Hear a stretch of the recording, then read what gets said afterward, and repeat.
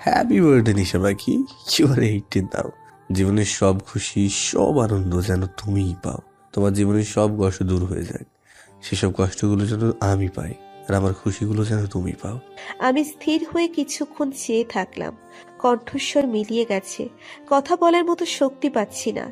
বেশ কিছুক্ষণ ধরে শক্তি জুগিয়ে কিছু বলার চেষ্টা করতেই আয়াস নিজের পানি দিয়ে ভেজা হাত আমার ঠোঁটে রেখে মাথা নাড়িয়ে বললেন, না, বলবে না কিছু। তুমি হয়তো এটাই ভাবছো যে কেন আমার খুশি তুমি নেবে, তাই তো? কেন তোমার দুঃখ আমি নেব? এতটা ভালো কি করে আমি? তাহলে তুমি ভুল ভাবছো। আমি সেই খারাপই আছি, নিজের স্বার্থের কথাই ভাবছি। তোমাকে আমার খুশি নিতে বললাম কারণ তোমার খুশিতে আমি নিজের সুখ খুঁজে পাই। তোমার জন্য আমি মোটেও এই কথা বলিনি, বলেছি তো নিজের সুখের জন্য। হলাম না আমি স্বার্থপর? এতটা স্বার্থপর না হলেও পারতেন। স্বার্থপরতা যে এতটাও সুন্দরও হতে পারে সেটা আপনি দেখিয়ে দিলেন। আয়েশ আমার ঠোঁটের সাথে লেপ্টে থাকা ভেজা চুল সরিয়ে আলতো করে ঠোঁট ছুঁয়ে বললেন, এখানে ছুঁয়ে দেওয়ার অধিকার তো একমাত্র আমার ছিল, না? তোমার চুল কি করে অধিকার পেল? আমি বিস্ফোরিত চোখে তাকিয়ে থেমে থেমে বললাম, চুল তো যেখানে সেখানে পড়তেই পারে। না, থাকবে না। I am jealous. এবার সত্যিই ওনার কথায় হাসবো না কাঁদবো বুঝে উঠতে পারছি না আমি। দোটানা রিয়াকশন নিয়ে ফ্যাল করে চেয়ে রইলাম। উনি আমার কানের কাছে ফিসফিস করে বললেন, আমি হয়তো ফার্স্ট পার্সন যে নিজের বউকে তো বার্থডে বয়সটা ওয়াশরুমে এমন রোমান্টিক স্টাইলে করছে। লজ্জায় কান গরম হয়ে এলো আমার। ওনার বুকে কয়েকটা কিল দিয়ে উঠে দৌড়ে বাইরে চলে এলাম। বড় বড় শ্বাস নিতে থাকলাম। এ ছিল আমার শ্বাসরুদ্ধকর পরিস্থিতি। গাড়ি ছুটছে, হয়তোবা প্রায় 1টা বাজে। ঢাকা শহরে সারা রাত গাড়ি চলাচল করলেও এ সময় রাস্তা অনেকটা ফাঁকা থাকে। আয়েশ গম্ভীর মুখভঙ্গি নিয়ে গাড়ি চালিয়ে যাচ্ছেন। প্রতিবারের মতো কোথায় যাচ্ছি জিজ্ঞেস করেও উত্তর পাওয়া গেল না। কিন্তু রাস্তার বোর্ড দেখে মনে হচ্ছে কক্সবাজারের দিকে যাচ্ছি। এবার কোনো চমক দিতে চলেছেন উনি।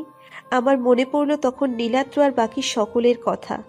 ওনার দিকে তাকিয়ে বললাম, নিউজ পেজে দেখলাম ওরা মানে রক্তিম বাহাদুরটা ধরা পড়েছে, কিন্তু ওদের ওই অবস্থা কেন? আপনি করেছেন? আমি করবো কেন? জনগণ করেছে। গণধোলাই হেলে যা হয়, মাথা চুল কেটে গিয়ে ঘোল ঢেলে দিয়ে পুরো গ্রাম ঘোরানো হয়েছে। অগুন মায়ের তো আছেই। নির্বিকার সুরে বললেন উনি। আমি বিস্ময়ের চোখে তাকিয়ে রইলাম। উৎকণ্ঠা হয়ে জানতে চাইলাম, কি গণধোলাই খেয়েছে ওরা? কি করে? সিম্পল, ওরা আমার কাছে ছিল, ছেড়ে দিয়ে লোকজন দ্বারা ওই অঞ্চলের সকলকে জানিয়ে দিয়েছি। আর যেখানে ওরা ছিল সেই জায়গা থেকে ওরা একটা মেলা থেকে প্রায় 20-30 জন মেয়েকে তুলে নিয়ে গিয়েছিল, যারা অনেকে উদ্ধার হয়েছে, আবার অনেকে নির্যাতনে মারা গিয়েছে। সেই হিসেবে লোকজন ওদের উপর ক্ষেপে ছিল, সকলের পা ধরে ক্ষমা চেয়েছিল ওরা। কিন্তু পরবর্তীতে মারই জুটলো কপালে। আমি তো জাস্ট এনজয় করছিলাম। অবশেষে পুলিশ খবর পেয়ে এসে ধরে নিয়ে গেল। হা হয়ে গেলাম। বিস্ময় কাটাতে বেশ কিছুক্ষণ সময় লাগলো। তখনই আয়েশ গাড়ি থামিয়ে কোথাও একটা গেলেন আমায় থাকতে বলে। মিনিট 5 পর দুটো জুস নিয়ে এসে আমায় দিয়ে বললেন, নাও খাও। আমি খেতে না চাইলেও গলা ভেজাতে ঢকঢক করে খেয়েই ফেলি। আয়েশ গাড়ি স্টার্ট দিয়ে আবারও ড্রাইভ করা শুরু করলেন। মিনিট 2 পরই চোখে সবটা ঘোলা দেখতে শুরু করলাম। আয়েশ হেসে বললেন, আমায় এত বিশ্বাস করলে? মনে আছে আগের বছরের কথা? মনে হয়নি একবারও এই কাজ করতে পারিতে? আমি চোখ মেলে থাকার চেষ্টা করেও ঢলে পড়লাম আয়েশের কাঁধে। অস্পষ্ট কণ্ঠে বলার চেষ্টা করলাম, আপনি আপনি আমি অনেক খারাপ নিশা পাখি। ওই বছর আর এই বছরের পার্থক্য একটাই, ওই বছরে তোমায় ফিরিয়ে এনেছি নিজের বাড়ি থেকে, এই বছরে তোমায় নিজের বাড়ি রেখে আসবো, মুক্ত করে দেবো। 1 বছর শেষ। আমি কিছু বলতে পারছি না, শুধু শুনছি।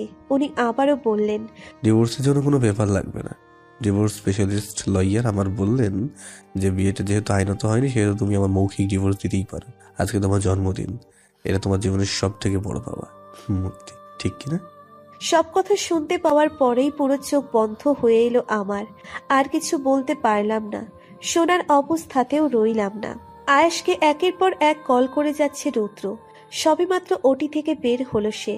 ছেলেটাকে আজকাল পাওয়া যায় না। অপারেশন থিয়েটারে ড্রেস পরে এখনো চুইংগাম চিবিয়ে যাচ্ছে আর আয়েশকে অনবরত কল করে যাচ্ছে।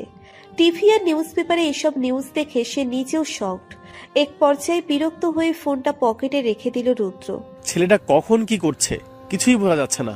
উফ। শিয়ার কণ্ঠে ঘাড় ঘুরিয়ে তাকায় রুদ্র। শিয়াও উপস্থিত ছিল অপারেশন থিয়েটারে। তার পরনেও হালকা আকাশি রঙের ড্রেস, যেটা ডক্টররা অপারেশন করতে পরিধান করে থাকে। মাথাটা কভার দিয়ে ঢাকা। রুদ্র দীর্ঘ নিঃশ্বাস ফেলে বলে, শিয়া হেঁটে এসে রুদ্রের সামনাসামনি দাঁড়ায়। অবাক নয়নে রুদ্রকে পর্যবেক্ষণ করে। শিয়ার এমন চাহনি দেখে অপ্রস্তুত হয়ে পড়ে। অন্যদিকে তাকিয়ে বলে, এভাবে কি দেখছো?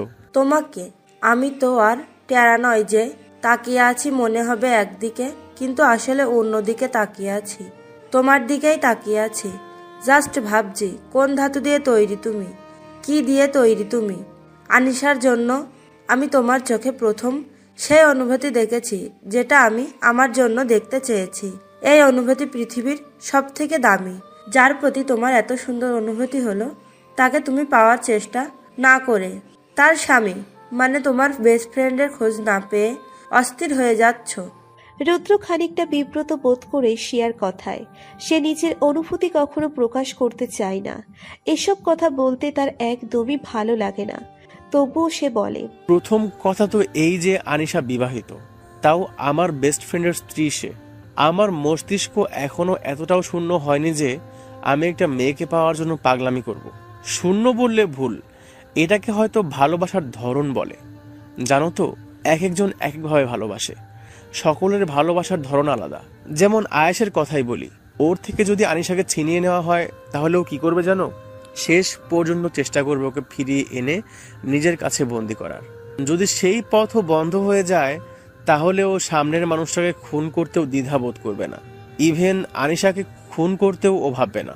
ওর মস্তিষ্ক সব সময় একটাই কথা বোঝে, সেটা হচ্ছে ও যা ভালোবাসে বা পছন্দ করে সেটা ওরই হতে হবে, অন্য কারো হলে চলবে না। তাতে ও সব ধ্বংস করতেও দুইবার ভাববে না। কিন্তু আমি আবার সেসব পছন্দ করব না। আমি মনে করি যেটা আমার জন্য নয় সেটা আমার কাছে কখনোই থাকবে না। হয় ফসকে যাবে, নয়তো পালিয়ে যাবে, নয়তো বা শেষ হয়ে যাবে। কিন্তু আয়াস ছোট থেকে যা দেখেছে তাতেও ভাগ্যের খেলা মানতে চায় না। আমি আনিশাকে চাই না, ওকে আয়াসের বড্ড ভালো মানায়। যখন ও আয়েশের সঙ্গে থাকে তখন ওর চোখে মুখে অন্যরকম উজ্জ্বলতা বিরাজ করে, তার মুখে অন্যরকম তৃপ্তি থাকে। তাহলে কেনই বা আমি জোর করব? এসব নিয়ে আমাকে আর কোনোদিন প্রশ্ন করবে না, প্লিজ, আই রিকোয়েস্ট ইউ। বলেই ফোনটা বের করে রুদ্র। গটগট করে সেখান থেকে চলে যায়। শিয়া তার যাওয়ার পানে তাকিয়ে থেকে বিড়বিড়িয়ে বলে, তুমি সবাইকে বোঝো রুদ্র, অথচ আমাকে বুঝলে না। অন্ধকার রুম। টিমটিমে আলোতে বোঝা যাচ্ছে একটা ব্যক্তি ঝিমাচ্ছে। হাতে পায়ে দড়ি বাঁধা, কপাল বেয়ে রক্ত শুকিয়ে গেছে। আচমকা তার মুখে কেউ অনেকগুলো পানি ছিটিয়ে দেওয়ায় হকচকিয়ে ওঠে সে। বড় নিঃশ্বাস নিতে নিতে সামনে তাকায়। সামনের সবটা অস্পষ্ট, তবুও নীলাদ্র তাকানোর চেষ্টা করছে। সে বুঝতে পারছে একটা লোক তার সামনে বসে আছে। অনেক ঘুমিয়েছিস, চল এখন ওঠ। কে তুই? আরে কান্নার বাচ্চা, আমাকে কি করে তাড়াতাড়ি ভুলতে পারিস? হ্যাঁ, ভুলে গেলি? সেই রাত ছিল, সেদিন তুই আমার জায়গায় ছিলি আর আমি তোর জায়গায়। আমি বাধা ছিলাম, তুই আমাকে হুমকি দিয়ে যাচ্ছিলি, মনে নেই? রাগে হিস হিসিয়ে বলে আয়াস। চোখ বড় করে তাকানোর চেষ্টা করতেই সামনে আয়াসের চোখ মুখ স্পষ্ট হয়ে ফুটে ওঠে নীলাদ্রের সামনে। সঙ্গে সঙ্গে সে রেগে মেগে বলে ওঠে, এই, আমায় ধরে বেঁধেছিস কেন? আমায় ছাড়। আগের বার তোর মায়ের কথায় তোকে ভালোভাবে মারতে পারিনি রে, আজকে তোকে মেরেই ফেলবো। কথাটুকু শেষ হতে না হতেই নীলাদ্রের গলা চেপে ধরে আয়াস। চেয়েও নিজের রাগ কন্ট্রোল করতে পারছে না সে। হয়ে উঠছে বেসামাল। রাগ তার মস্তিষ্ক বিকৃত করে দিচ্ছে। আমার মা একজনই, শুধু একজনই। ওই মহিলাকে আমার মা বলবি না, মেরে ফেলবো তোকে সব ভালো মানুষই ছেড়ে। ওই মহিলাকে কেউ আমার মা বলে রাগ হয়, বলবি না ওকে আমার মা। নীলাদ্র পারছে না ছটফট করতে বা দাপাদাপি করতে। তার হাত পা বাঁধা, গলাকাটা মুরগির মতো করে যাচ্ছে সে। আয়েশের কোনো হেলদোল নেই। যত পারছে আরো শক্ত করে চেপে ধরছে নীলাদ্রের গলা। ঠিক সেই সময় কোনো স্নিগ্ধমাখা আওয়াজ বলে দিল, আপনি একদম রাগ সামলাতে পারেন না আয়াস। আমি বলেছিলাম এমন কিছু করবেন না। ওর আর আপনার মধ্যে পার্থক্য কি রইল? সেকেন্ডেই নীলাদ্রের গলা থেকে সরে গেল আয়েশের হাত। আশেপাশে তাকালো। কোথায় সে স্নিগ্ধতায় ভরা কণ্ঠটির মালিক? কোথায় সে? নেই তো। তাহলে আয়েশ হাঁপ চাইল। হয়তো সে ভুল শুনেছে, কিন্তু হয়তো আনিশা থাকলে এই কথাই বলতো। নীলাদ্রকে কাঁদতে দেখে ধ্যান ভাঙে আয়েশের। রাগে কটমট করে তাকাতেই কিছু একটা ভেবে শান্ত হয়ে যায়।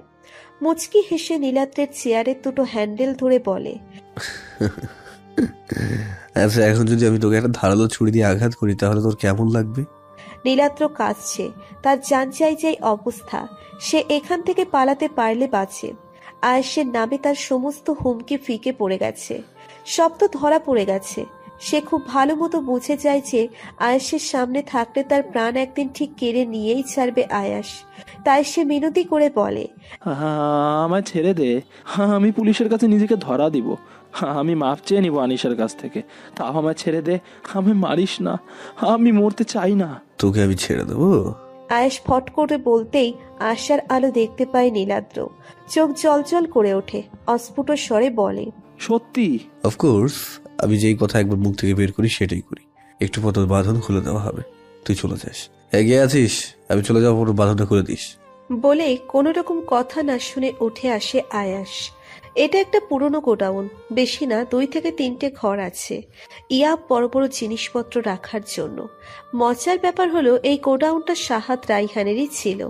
পাশের বড় ঘরটার দরজা খুলতেই একেবারে নিষ্প্রাণ হয়ে যাওয়া একটা মহিলার চেহারা দেখতে পায় সে। মনে আসে তার বড্ড আনন্দ।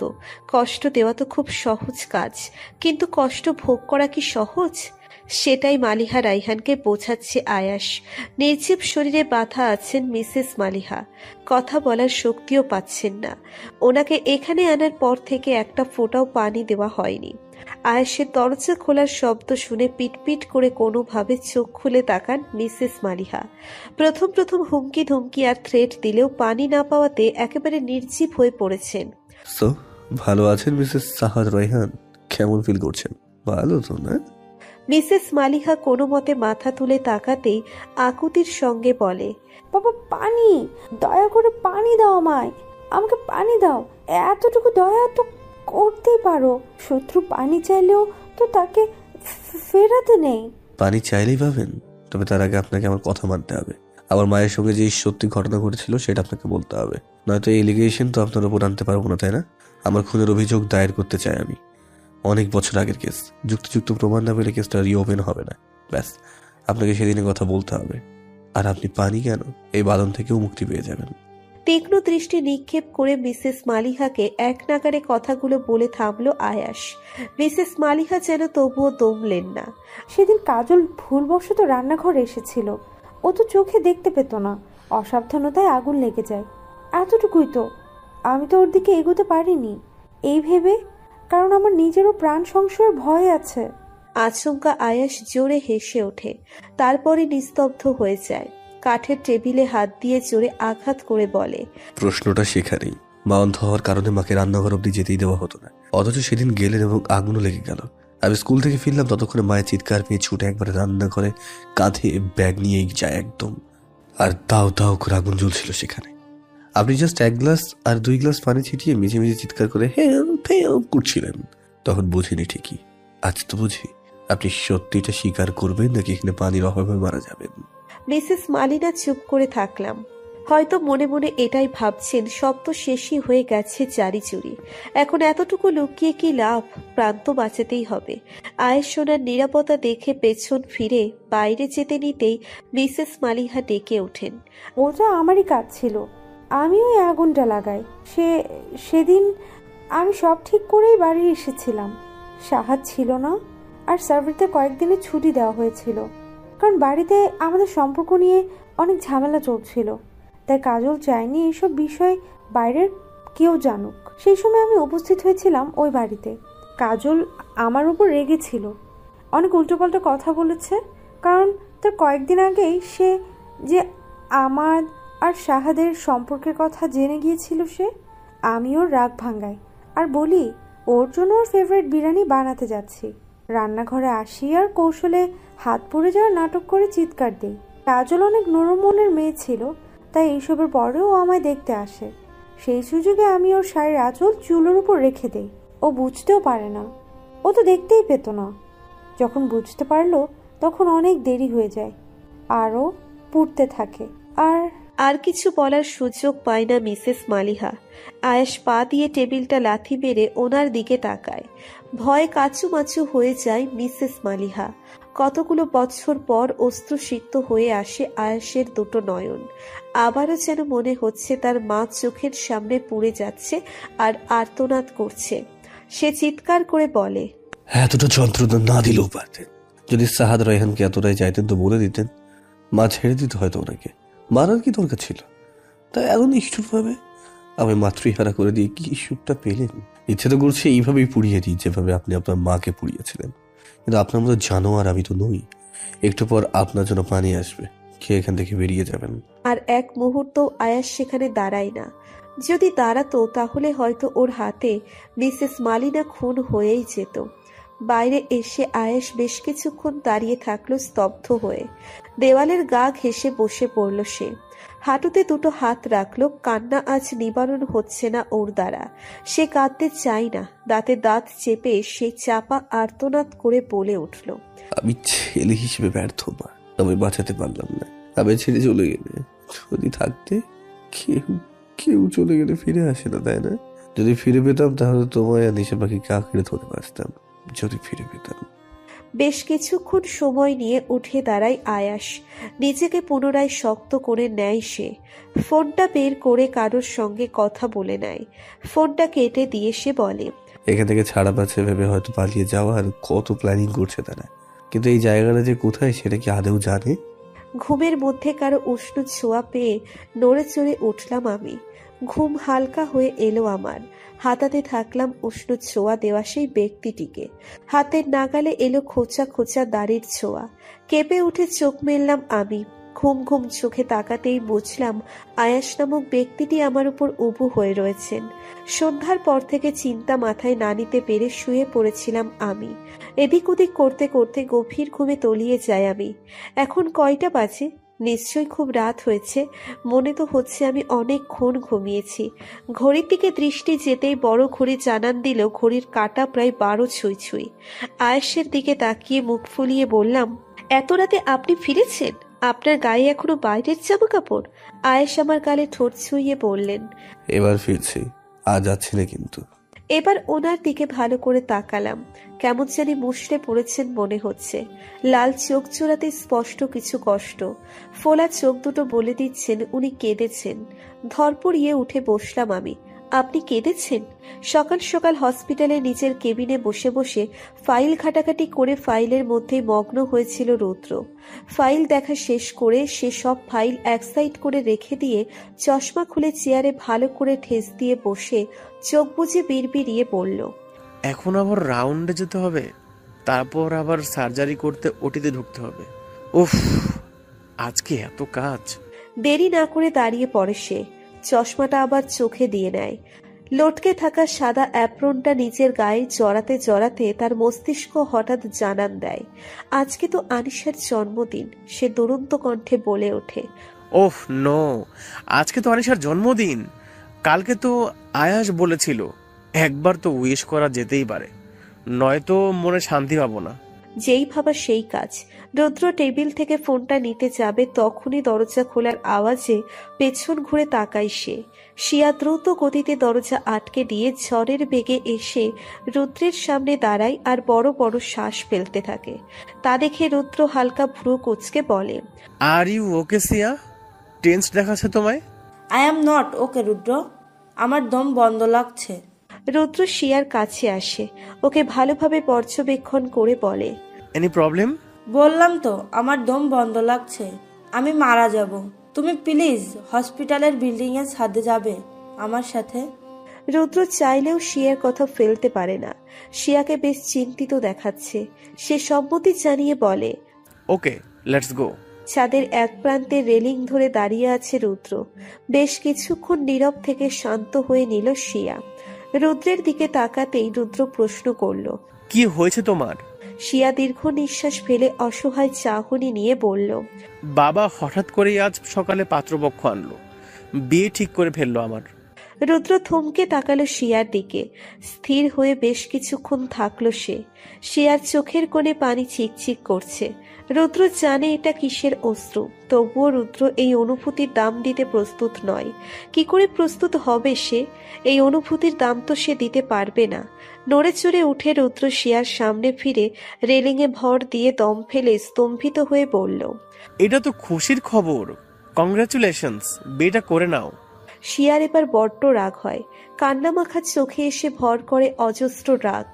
রেলিংয়ে হাত দিয়ে আঘাত করে রুদ্রের একেবারে কাছে এসে বলে, আর ইউ কিডিং উঠ মি? তুমি কি বুঝতে পারছো না, নাকি বুঝতে চাইছো না? আমি কেন তোমার সঙ্গে মজা করতে যাব, তাও বিয়ের মতো সিরিয়াস ব্যাপারে? যদি ছেলে ভালো হয় তাহলে বিয়েতে আপত্তি কোথায়? সেটাই আসলে তোমার মেন প্রবলেমটা কি জানো?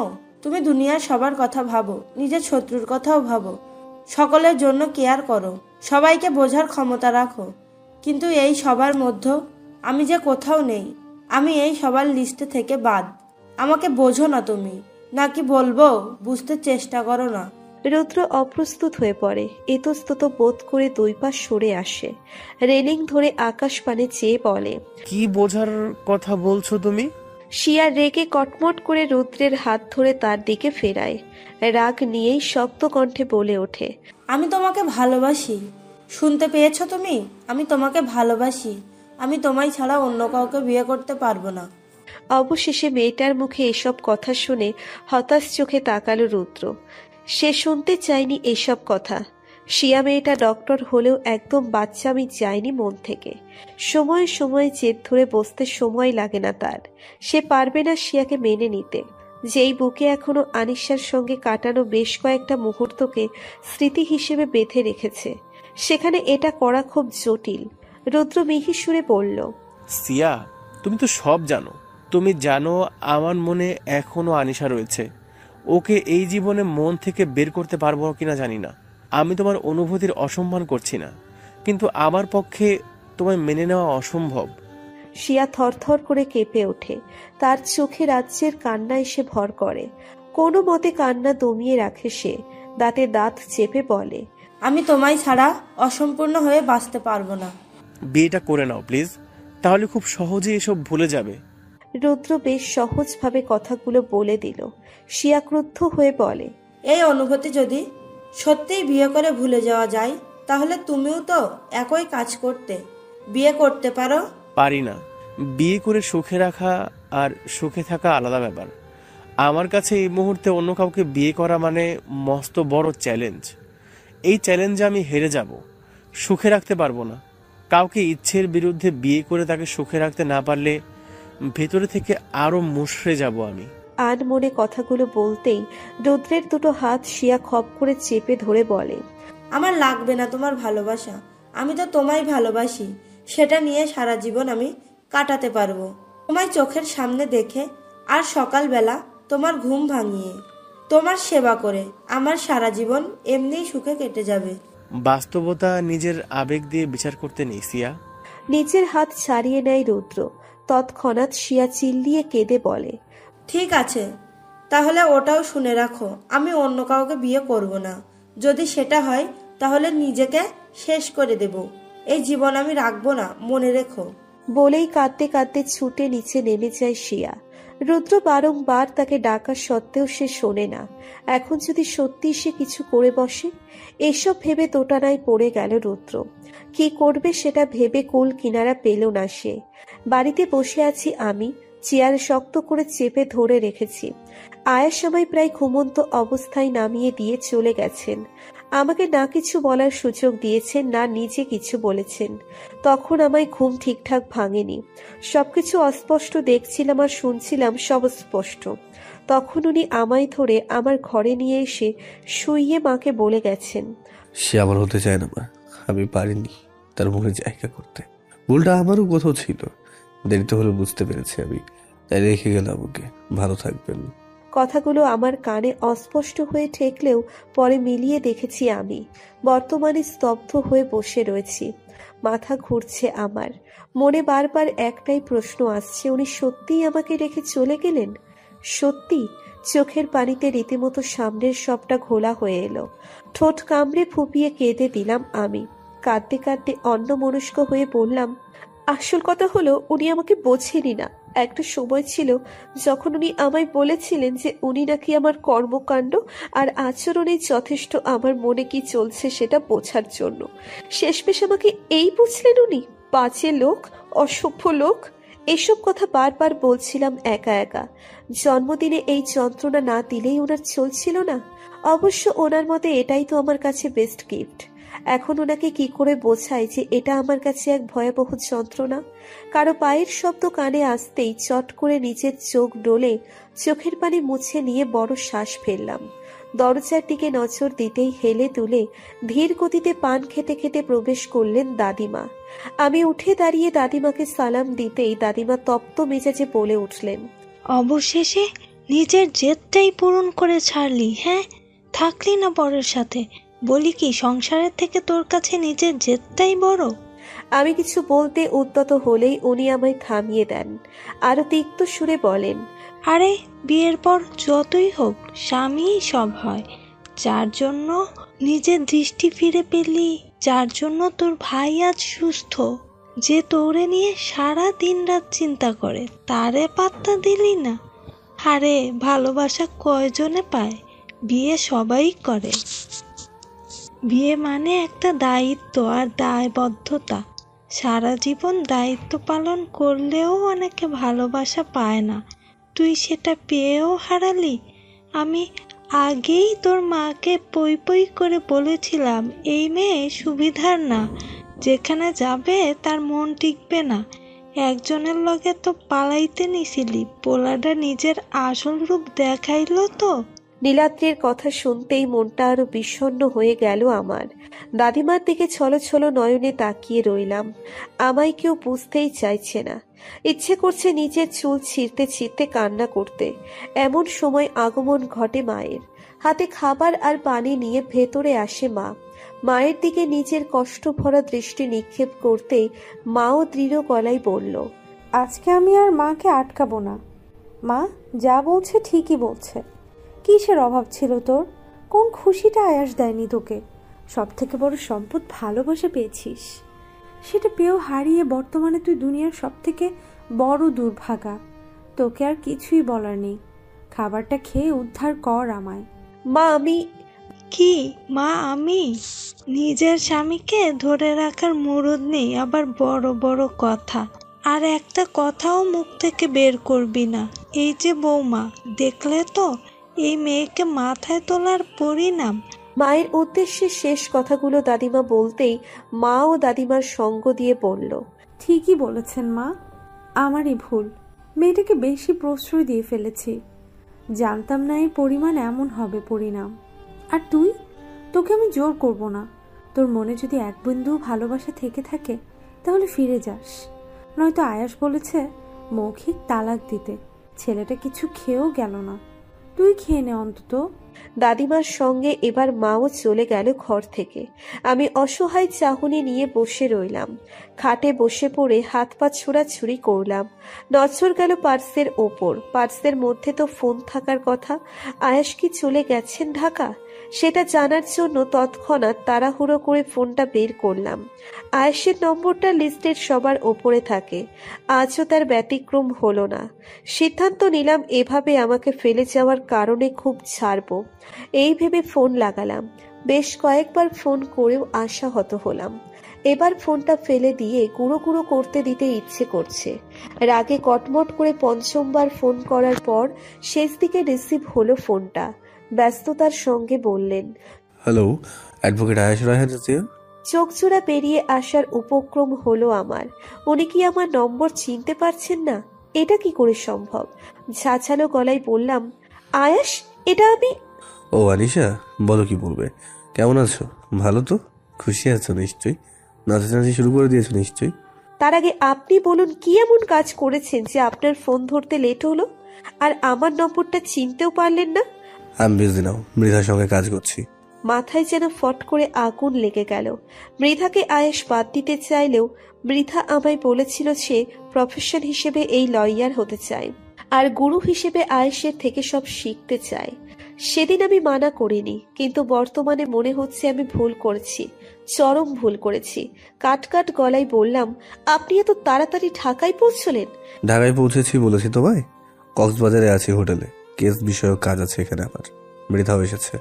রাগটা চরচর করে বাড়তে লাগে আমার।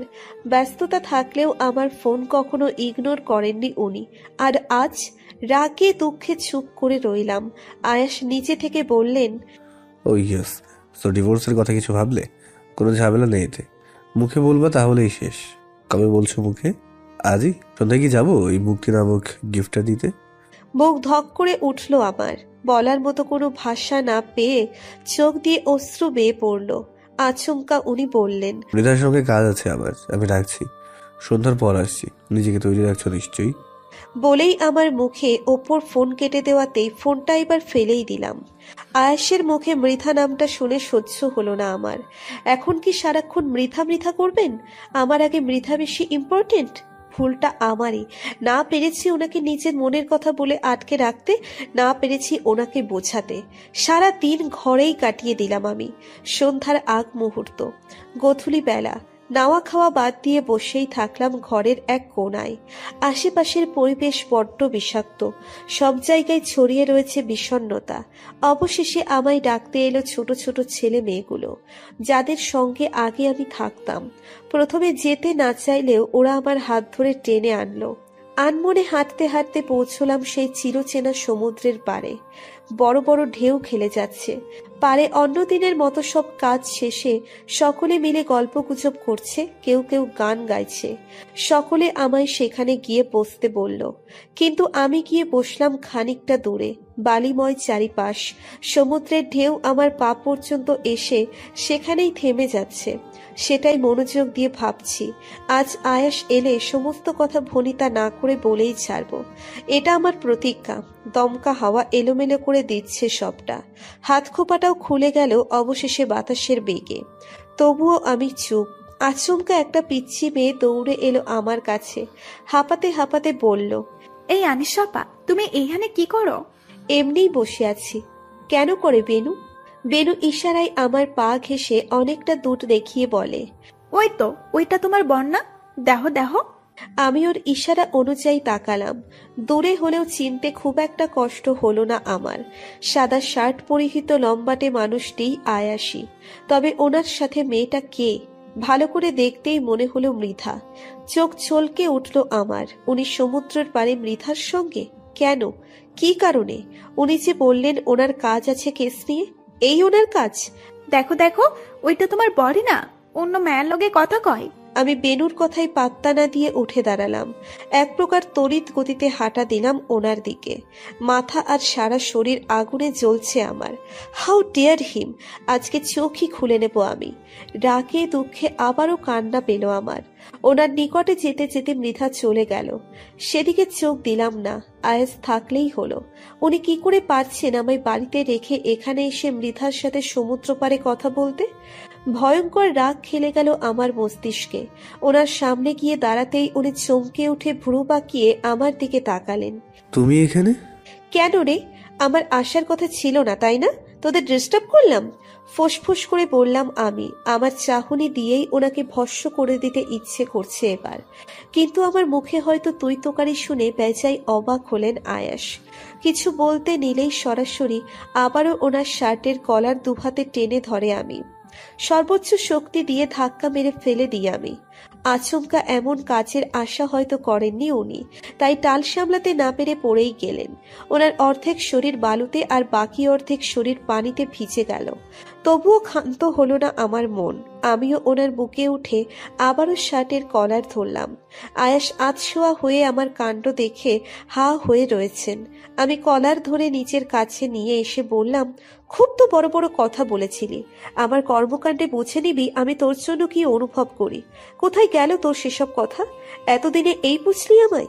ঠকবাজ লোক, অসভ্য! আমি যেতে না যেতেই মেয়েদের সঙ্গে ঢলাঢলি শুরু হয়ে গেছে না? একটা কথা ভালো করে শুনে রাখ, আমি বেঁচে থাকতে এসব হতে দেব না। তোকে ডিভোর্স দেওয়া তো দূর, সেটার কথাও মনে আনবো না। খুন করে ফেলবো তোকে আজকে। একবারও মনে হয়নি আমার মনের অন্তর মহলে তুই সবটা জুড়ে রয়েছিস? ভালোবাসি তোকে, আমি খুব ভালোবাসি। পাগলের মতো ভালোবাসি তোকে। থম মেরে আধশোয়া রয়েই রয়েছেন আয়াস, ভিজে একাকার হয়ে গিয়েছেন। পানির ঝাপটা এসে পড়ছে ওনার গায়ে। ওনার বুকে লেপ্টে এখনো শার্টের কলার ধরে ওনার উপর আধশোয়া হয়ে রয়েছি আমি। আয়েশের চোখের পলকও পড়ছে না, না রয়েছে নড়াচড়া। আমি এখনো চোখ রাঙিয়ে তাকিয়ে আছি। দুজনই দুজনের দিকে তাকিয়ে আছি, শুধু আমার দৃষ্টিটা অভিমানের এবং ওনার দৃষ্টি বিস্ময়ের। এতক্ষণেও ওনার নড়াচড়া না দেখে খানিকটা ঘাবড়ে গেলাম আমি। কি হলো ওনার? ঠিকঠাক আছেন তো? কলার থেকে হাত সরিয়ে ওনার গালে হাত রেখে ঝাঁকিয়ে বললাম, এই কি হলো আপনার? আপনি ঠিক আছেন? আয়েশ এবার আমার দিকে ইশারা করে নিজের গলা দেখিয়ে বললেন, বাইট হিয়ার। হোয়াট? চরম বিস্ময় নিয়ে তাকালাম এবার আমিও। আয়েশ আবারও গাম্ভীর্য বজায় রেখে বললেন, এখানে বাইট করো রাইট নাও। ভ্যাবাচেকা খেয়ে গেলাম আমি এবার। এই লোকটা কি অবশেষে এক ধাক্কায় পাগল টাগল হয়ে গেল? এক ধাক্কায় মাথার তার ছিঁড়ে টিড়ে গেল? মাথায় প্রশ্নের বোঝা সইতে না পেরে উঠে দাঁড়ানোর চেষ্টা করলাম আমি। তৎক্ষণাৎ ঝড়ের গতিতে আমার কোমরে নিজের শক্ত হাতটা রেখে নিজের সঙ্গে আরো চেপে ধরলেন আয়াস। রাগে কটমট করে বললেন, এখান থেকে উঠলে খবর আছে কিন্তু। আমি কি কথা শোনার পাত্রী? না, একদম না। ওনার হাত খামচে চিমটি কেটে ওঠার চেষ্টা করলাম। লাফের লাভ কিছুই হলো না। বাংলায় বাজের মতো মুখখানি করতেই আয়েশ বললেন, তুমি কি ভেবেছ আমায় প্রথমে ধাক্কা মেরে ফেলতে পেরেছো বলে তোমার শক্তি বেড়ে গেছে? নেভার। তখন রেডি ছিলাম না তোমার ভয়ানক কার্যকলাপের জন্য, তাই পড়ে গেছি। এখন প্রশ্নটা হলো, তুমি কি সত্যি আমাকে ধাক্কা মেরে ফেলেছো নাকি আমি পড়ে গিয়ে তোমার কথাগুলো কল্পনায় শুনেছি? কল্পনা মানে? মানেটা হলো এই যে আমি কি স্বপ্ন দেখছি এখনো? যদি দেখে থাকি তাহলে আমায় জাগিয়ে দাও, নয়তো এবার স্বপ্নের করে সেন্স হারিয়ে ফেলবো নিশ্চিত। সন্দিহান হয়ে তাকালাম ওনার মুখের দিকে। পানিতে ভিজে চুপসে গেছেন উনি। চেহারায় বেড়েছে এক অন্য ধরনের লাবণ্য। আহা, মানুষটা তো সুন্দর কেন? নাকি আমার চোখে একটু বেশি সুন্দর? ভালোবাসি বলে? ভাবনা থেকে বেরিয়ে বললাম, তার জন্য আমায় কি করতে হবে? Bite here, I said that. রাগের চোটে গলায় দাঁত বসিয়ে দিলাম আমি। স্বপ্ন কোন দিকে মনে হয় ওনার? মাথা উঠিয়ে দেখি উনি স্বাভাবিক দৃষ্টিতে তাকিয়ে আছেন আমার দিকে। একটা বড় শ্বাস নিয়ে বললেন, মানুষের বাড়ি ছিল নাকি পিঁপড়ের বাইট? বোঝা গেল না তো। গাল ফুলিয়ে তাকাতেই আমার কানের পাশ থেকে চুল সরিয়ে উনি ফিসফিস করে বললেন, ভালোবাসি মাছ বিক্রেতা, আই মিন সেলফিশকে। শিহরণ বয়ে গেল আমার সারা অঙ্গে। খামচে ধরলাম ওনার শার্ট। আয়েশ মুচকি হেসে তাকিয়ে বললেন, তুমি তো আমার থেকেও ডেঞ্জারাস, তোমার থেকেও বড় সেলফিশ। জেলাসি সব লুকোনো কথা বের করে দিল। লজ্জায় তাকাতে পারছি না আমি। নখ খুঁড়ছি আয়েশের বুকে। উনি দীর্ঘ নিঃশ্বাস ফেলে বললেন, এখনো বিশ্বাস হচ্ছে না একটা মেয়ে যে কিনা ভালোবাসার কথা বললে লজ্জায় পালিয়ে যেত, সেই মেয়ে নিজে থেকে এসে গুন্ডিদের মতো লাইক লেডি ডনের মতো শরীরের কলার ধরে হুমকি দিয়ে বলল ভালোবাসি। How is it possible? আমার এখনো মনে হচ্ছে আমরা ঘুমের মধ্যে আছি, নেশার মধ্যে আছি। যদি তাই হয় তুমি প্লিজ আমাকে জাগিয়ে দাও। যদি সেটা না হয় তাহলে আবারও নিজের মনের কথা উজাড় করে দাও। বলেই চোখ বুঝলেন আয়াস। এক ধ্যানে কয়েক সেকেন্ড তাকিয়ে থেকে ঢোক গিললাম আমি। দুরু দুরু মনে কাছে যেতেই আমার গালের সাথে ওনার গাল লেগে গেল। অতি ধীর গলায় বললাম, প্রায় 1 বছর ধরে লুকিয়ে ভালোবেসেছি একজনকে। আমিও নিজেও বুঝিনি যে এটা ভালোবাসা ছিল। তার ভালোবাসা দেখে আমি তাকে ভালোবেসেছি। তার এই সুন্দর স্বার্থপরতা দেখে আমি ভালোবেসেছি। এত বড় স্বার্থপর মানুষ আমি দেখিনি। ভালোবাসি আপনাকে। আমার দিকে নিভু নিভু চোখে তাকালেন উনি, চোখে সেই রাজ্যের স্নিগ্ধতা। আমি ওনার বুকে মাথা রেখে নিজের বুক লুকিয়ে ফেললাম। অনুভব করলাম উনি আমায় ধরে উঠে বসছেন। তবু আমার হেলদোল হলো না। এবার ওনার চোখে তাকানো মানে আমি মরে যাব। তার থেকে ভালো তাকাবো না। আয়েশ আমায় আষ্টে পৃষ্ঠে জড়িয়ে ধরলেন নিজের সঙ্গে। সন্ধ্যার খোলা আকাশ, অর্ধ চাঁদ, সন্ধ্যা তারা, এই বিস্তৃত সমুদ্র এবং সমুদ্রের উতলে পড়া ঢেউ সবকিছু সাক্ষী হলো এই সুন্দর মুহূর্তের। থেমে যদি যেতে এই ভালোবাসাময় মুহূর্ত, তাহলে কি খুব ক্ষতি হতো? তুমি হয়তো নিজের অনুভূতি বুঝতে পারোনি, না আমি আমার কথা মতো তোমার কর্মকাণ্ড বুঝে নিয়েছি। তুমি আমায় ভালোবাসো। তোমার অনুভূতিরা হয়তো তোমার আগে আমায় জানান দিয়েছে তোমার মনের কথায়। মাথা উঠিয়ে তাকালাম আয়েশের কথায়। হতবিহ্বল হয়ে কাঁপা কাঁপা কণ্ঠে জিজ্ঞেস করলাম, তাহলে আপনি আমায় বাড়ি এনে ডিভোর্সের কথা বললেন কেন? আয়েশ ঠোঁট টিপে হাসলেন, চোখ টিপ দিয়ে বললেন, যদি এই মিষ্টি কণ্ঠ থেকে ভালোবাসি শব্দটা নাই শুনতে পারি তাহলে আমার সার্থকতা কোথায়? তাই তোমার সকল অস্বস্তি কাটাতে এবং তোমার অনুভূতি প্রকাশ করাতে আমার এই ছোট্ট নাটকটা করতে হলো। তাছাড়া তুমি কি ভেবেছিলে আমি ডিভোর্সড হতে দিতাম? নেভার। তুমি যদি নিজের কথাগুলো নাও বলতে তাহলেও আমি তোমায় দিন শেষে এখান থেকে প্রথমবার যেমন তুলে নিয়ে গিয়েছিলাম ঠিক তেমনই তুলে নিয়ে যেতাম।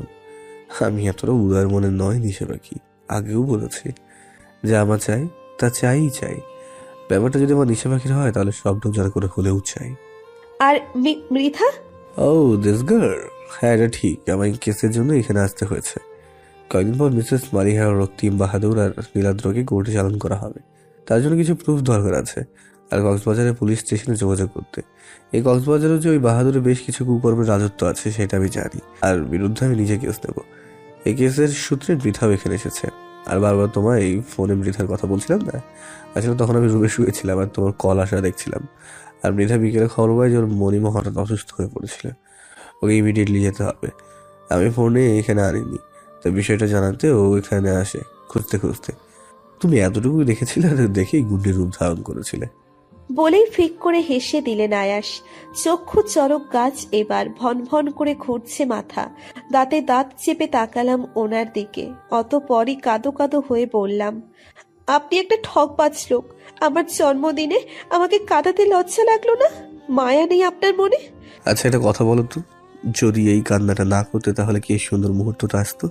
মাঝে মাঝে কান্না করতে হয় সুখের জন্য, আর আমি যে তোমার মুখে শুধু ভালোবাসি শোনার জন্য চাতক পাখির মতো চেয়ে বসেছিলাম, তার বেলায় মুখ থেকে তো এতটুকু কথা বলতে গিয়ে যতবার হোঁচট খেয়েছো। জীবনে কাউকে এসব বলিনি তো, তাই তো বারবার হোঁচট খেয়েছি। আর কাউকে বলতেও হবে না, আমাকে ছাড়া।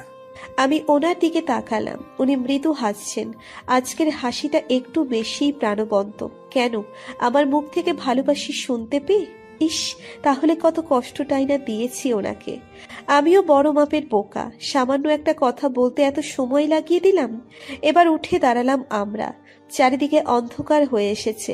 আচমকা আয়ের সময় পেছন থেকে জড়িয়ে ধরে বলেন, ইউ নো ওয়াট, বার্থডেটা তোমার, গিফট পাওয়ার কথাও তোমার, কিন্তু ঘটলো উল্টোটা। আমি অনেক বড় গিফট পেলাম। আমি মুচকি হাসলাম। এটাও আমার কাছে অনেক বড় উপহার। যেটা আমি দ্বিধা ও দ্বন্দ্বে বলতে পারছিলাম না, সেটা হঠাৎ করে প্রকাশ করে দেওয়া উপহার স্বরূপ নয় কি? সমুদ্রের পাড়ে বসে আছি আমরা এখনো। আয়াসের কাঁধে মাথা রেখে সমুদ্রের ঢেউ উপচে পড়া দেখছি। চাঁদের হালকা আলোতে চিকচিক করছে সমুদ্রের পানি। আমার হাতে আইসক্রিমের প্যাকেট, তাও আবার দুটো। দুই হাতে দুটো প্যাকেট নিয়ে বসে থেকে একবার ডান হাতের আইসক্রিমে কামড় বসিয়ে যাচ্ছি, আর একবার বাম হাতের আইসক্রিমে। আয়ের সময় হালকা ধমকে বললেন, ঠান্ডা লেগে যাবে তোমার, একে তো ভিজে গেছে তার উপর ice cream. That's your punishment mister Raihan. আপনি আমার সাথে নাটক করেছিলেন না? এটা নাটক করার শাস্তি। তাছাড়া আমার জন্মদিন হিসেবে তো আমার এতটুকু ইচ্ছে আপনার পূরণ করা উচিত, তাই না? আয়াস কিছু বলতে গিয়েও বললেন না। ভেতরে রেগে যাচ্ছেন উনি, সেটা বুঝতেই পারছি। আমি দাঁত কেলিয়ে আইসক্রিম খেয়ে যাচ্ছি। এক পর্যায়ে আইসক্রিম শেষ করে ওনার দিকে তাকালাম। ওনার কাঁধ জড়িয়ে বললাম, শুনুন, ভালোবাসি।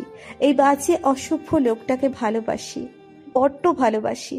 কথাটুকু বলা মাত্রই একটুখানি বেহায়াপনা দেখিয়ে ফেললাম আমি। ওনার গালে আইসক্রিম মাখা নিচের ঠোঁট দিয়ে চুমু খেয়ে বসলাম। গালে হাত দিলেন আয়াস।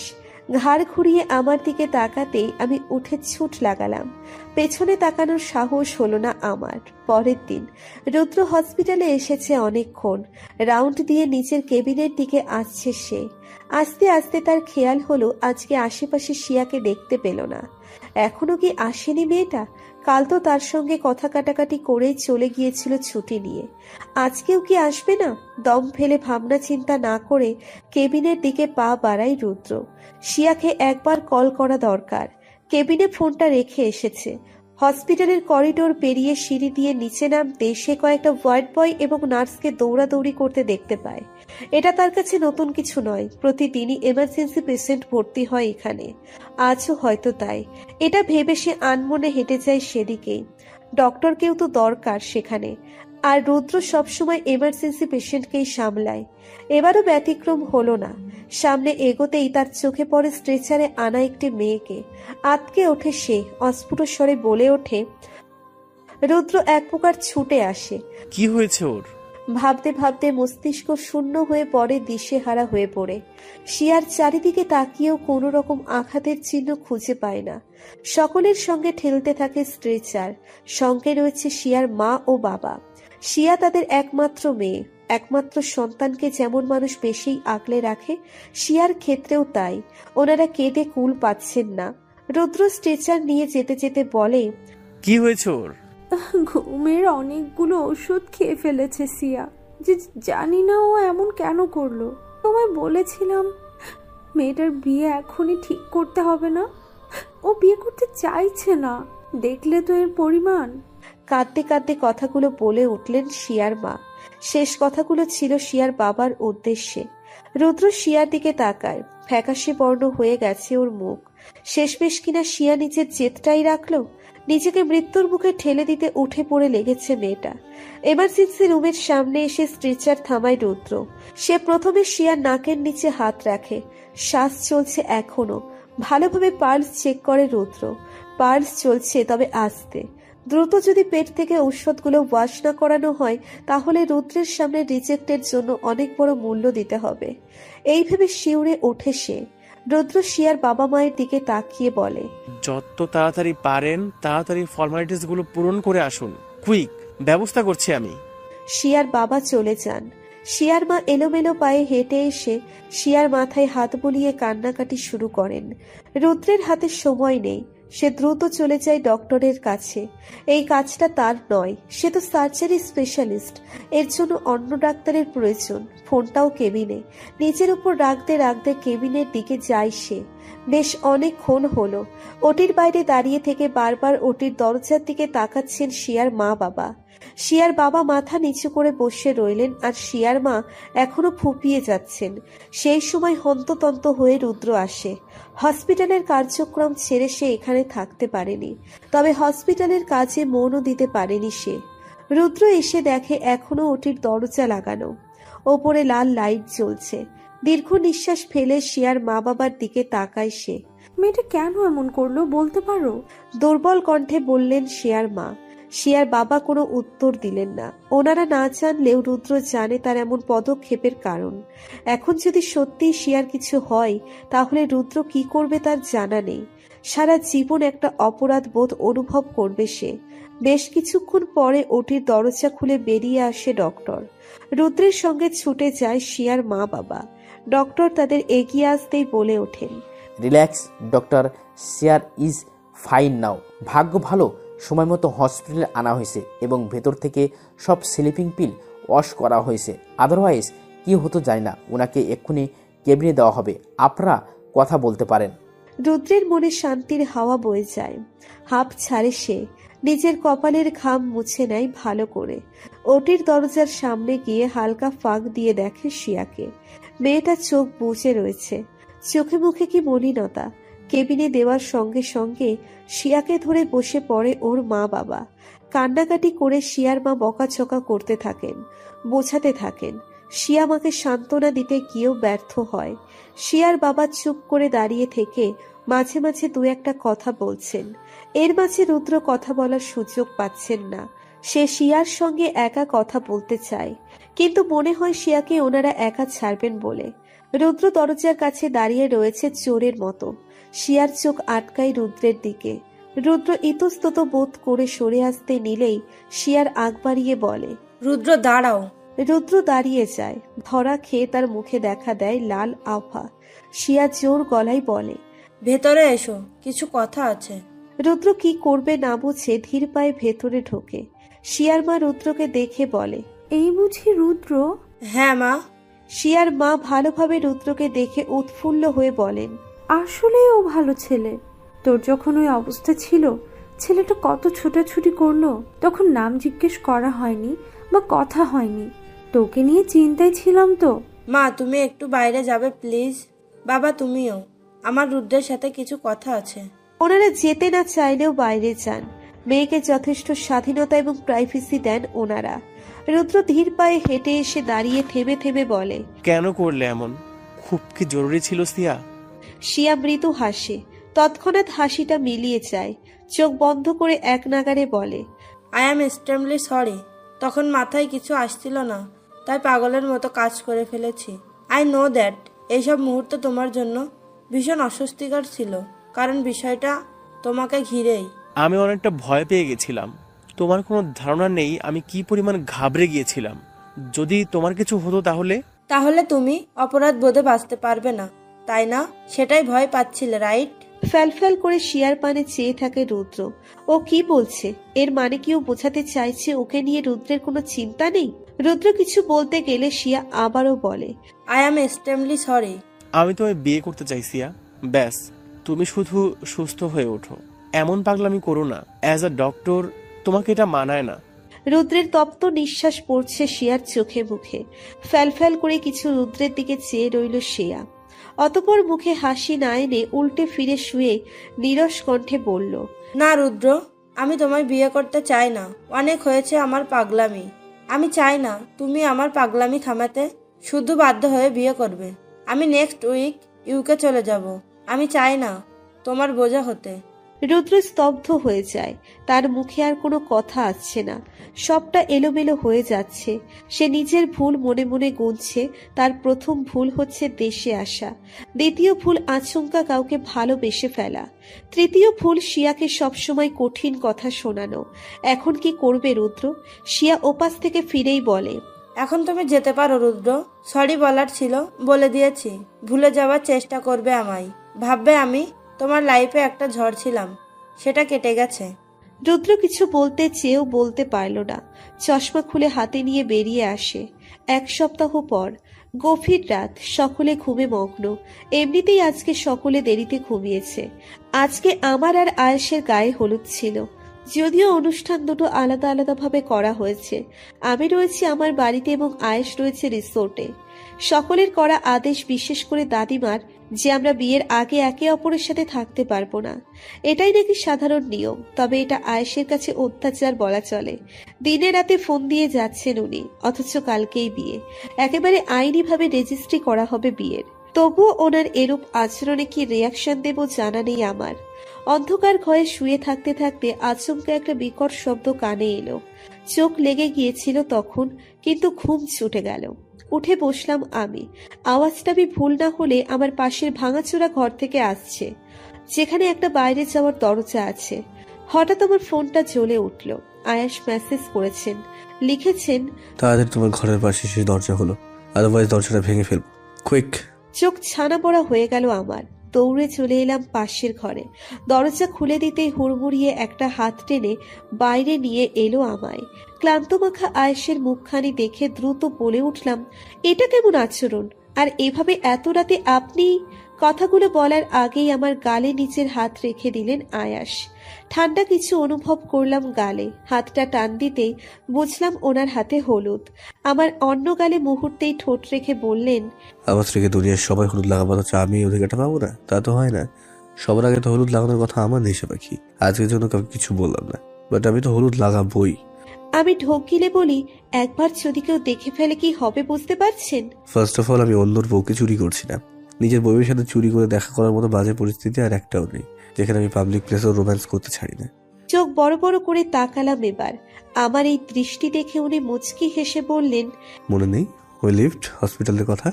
একদম ওসব কথা মনে করাবেন না।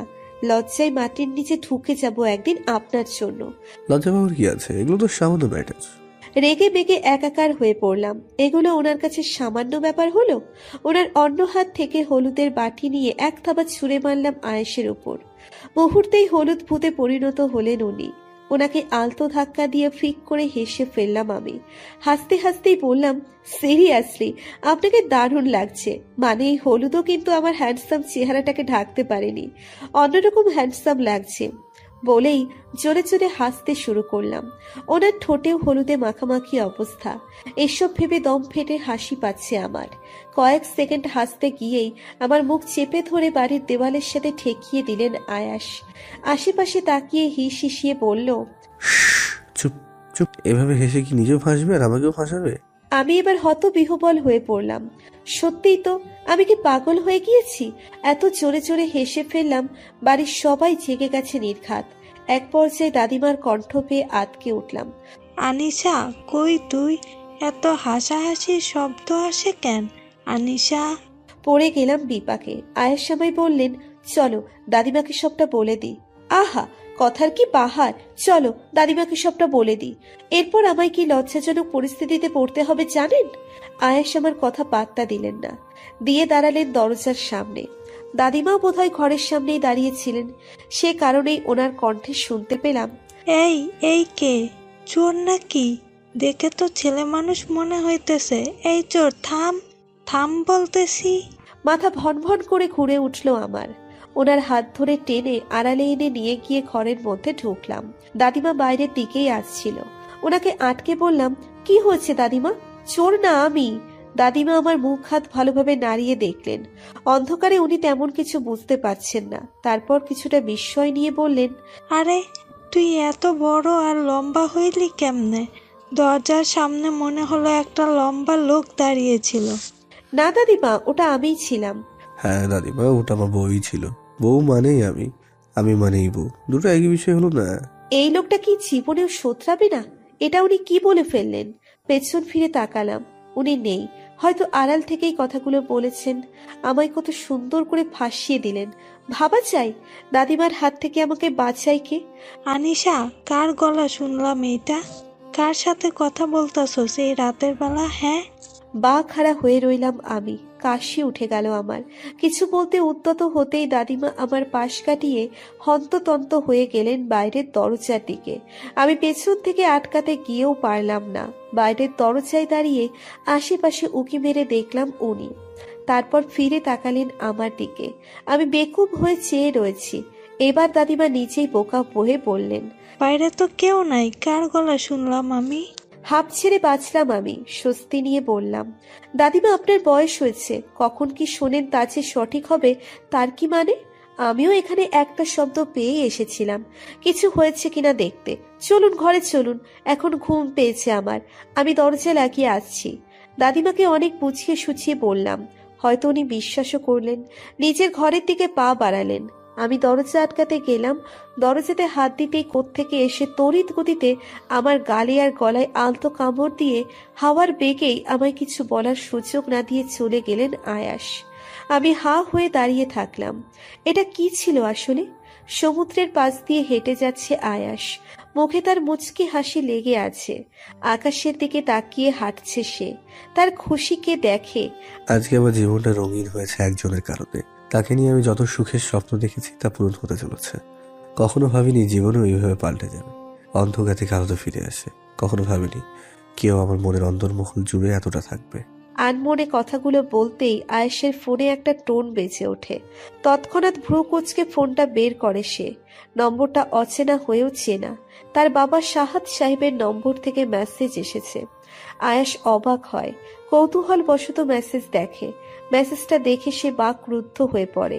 আয়াস, তোমার প্রতি আমি যত অন্যায় করেছি তা হয়তো বলে বোঝানো যাবে না, কিন্তু আমি এমনটা করতে চাইনি, বিশ্বাস করো। জানি না, প্রেমে অন্ধ হয়ে গেছিলাম, পাগল হয়ে গেছিলাম, কিন্তু কাজলকে আমি মারিনি। আমি জানতাম না কাজটা মালিহার, আর আনিশার সঙ্গে এত নিজ কাজ করবে সেটাও ভাবিনি। আমি তো ভেবেছিলাম তুমিও আমাকে ওদের মতো পুলিশে ধরিয়ে দেবে, সেটা তুমি করনি। কিন্তু এই মুখ নিয়ে আমি তোমার সামনে দাঁড়াতে পারবো না। পারলে না হয় ক্ষমা করার চেষ্টা করিও। ভালো থেকো, তোমার বিবাহিত জীবন সুখের হোক। আমি এক অজানা গন্তব্যে যাচ্ছি, কখনো ফিরবো কিনা জানি না।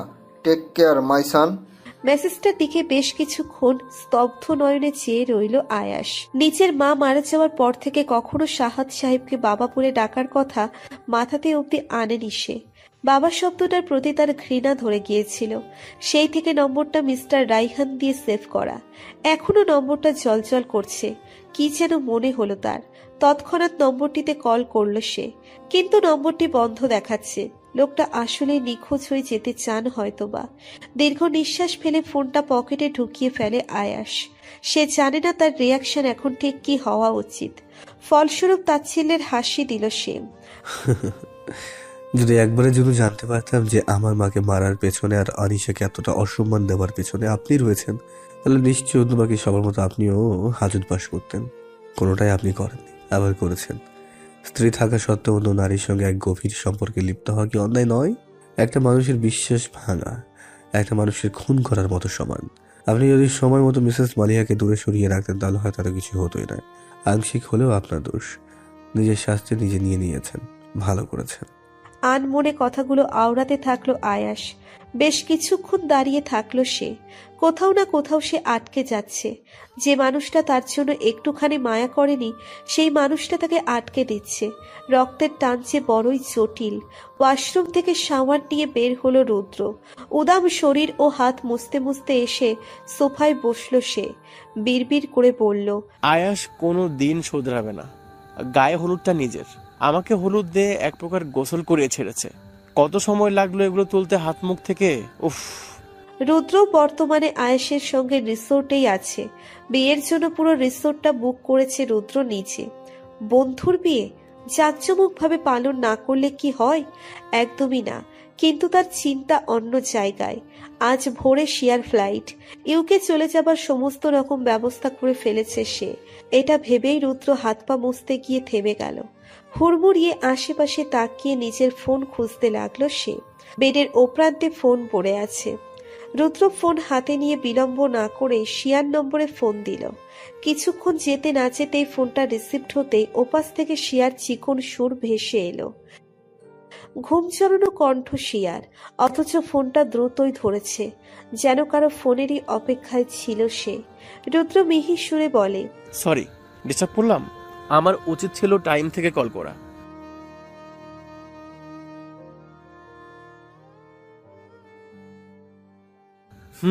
সব ঠিকঠাক আছে। এত রাতে কল দেওয়ার কি কোনো বিশেষ কারণ আছে? রুদ্র আমতা আমতা করে বলে, একটা কথা বলার ছিল। তো বলো। তুমি কি সত্যি ইউকে চলে যাচ্ছ সিয়া? ওপাশে শিয়া কিছুক্ষণ চুপ থাকে, তারপর আলতো হেসে দিয়ে বলে, হ্যাঁ, এখানে থেকে কি করব? আমার তো কোনো পিছুটান নেই। যাওয়াটা কি খুব দরকার? হয়তোবা খুব দরকার, নয়তো আবার পাগলামো করলে তুমি অসুস্থিতে পড়ে যাবে রুদ্র। মলিন মুখে বলে শিয়া। রুদ্র কিছু বলার ভাষা পায় না। শিয়া ফোনটা কেটে দেয়। সে আর পারছে না এভাবে কথা বলতে। তার বড্ড যন্ত্রণা হচ্ছে, ভালোবাসাকে হারানোর যন্ত্রণা। পরের দিন বিয়েতে। সন্ধ্যা হতে না হতে বিয়ের তোড়জোড় শুরু হয়ে গেছে ইতিমধ্যেই। সকলে রয়েছে বর আসার অপেক্ষায়। অর্ক এদিক সেদিক দৌড়াদৌড়ি করে মেহমানদের আপ্যায়ন করতে ব্যস্ত। সে ছাড়া বাড়িতে জোয়ান ছেলে আর নেই। তার দাদির দুটোই সন্তান, এক হলো অর্কের বাবা আর দুই হলো আনিশার মা। সেদিক থেকে সব দায়িত্ব অর্কের কাঁধেই এসে পড়েছে। নিঃশ্বাস ফেলার সময় নেই তার। বোনের বিয়ে বলে কথা, তুষারও চারিদিকে দৌড়াদৌড়ি করে বেড়াচ্ছে। তার আনন্দের শেষ নেই। লোকজন মানেই তার কাছে আনন্দ। আর কক্সবাজার বিয়ে করার একটি সুবিধে হলো ঢাকার মতো এত মিডিয়ার লোকজনের সমারোহ নেই। যে কয়েকজন এসেছিল তাদের ভাগিয়ে দেওয়া গেছে। আয়াস তাদের বিদায় করতে সক্ষম হয়েছে।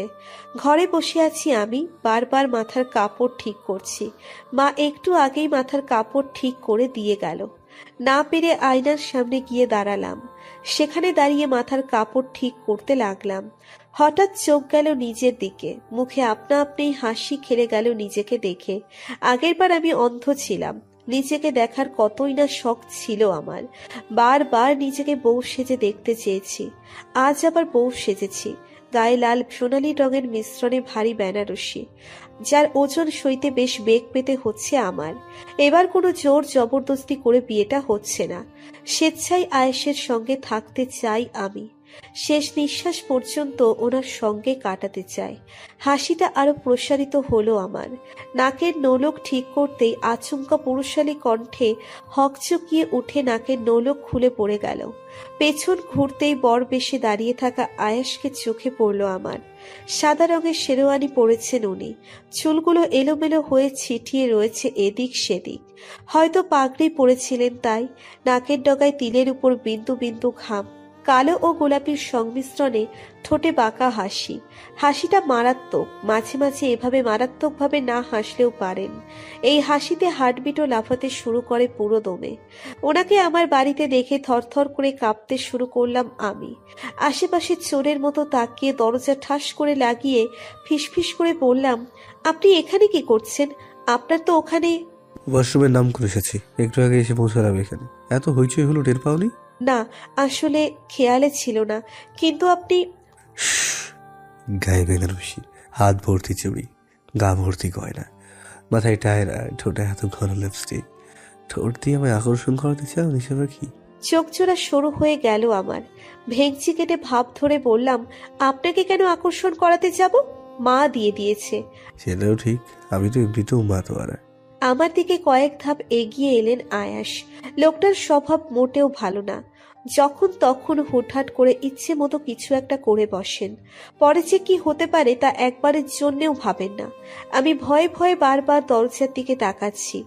আচমকা উনি আমার কোমরে হাত রেখে চুলের সাথে ঝুলে থাকা নোলকে হাত দিয়ে নাকে সুন্দর করে নোলক পরিয়ে দিলেন আর বললেন, পারফেক্ট। এখন যান, না জানি কখন ডাক পড়বে, তখন কি হবে? কি আসতে বললো এখানে আপনাকে? ওসবের চিন্তা বাদ দাও, মাঝে মাঝে নিজেকে সামলানো তো বড্ড মুশকিল হয়ে যায় কিনা?